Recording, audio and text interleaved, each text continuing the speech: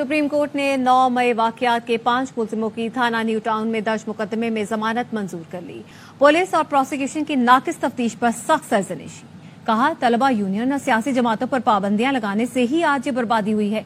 जैसे जमाल खान मंदोखेल ने रिमार्क्स दिए, खुदा का खौफ करें, ये किस तरफ जा रहे हैं? क्या एक हेड कांस्टेबल के बयान पर साबिक वजीर आजम को गद्दार मान लें? मुकदमे में दहशतगर्दी की दफात क्यों लगाई गई? वकील पंजाब हुकूमत ने कहा, मुलजिमान ने ISI कैंप पर हमला किया। जमाल खान मंदोखेल ने कहा, आपको फिर इल्म ही नहीं कि दहशतगर्दी होती क्या है। दहशतगर्दी Sania army public school Peshawar और कोयटा कचहरी में हुई थी। रैलियां निकालना कहां से दहशतगर्दी हो गई? क्या रैली निकालना या सियासी जमात का कारकुन होना जुर्म है? क्या हुकूमत के खिलाफ टायर जलाना बहुत बड़ा जुर्म है?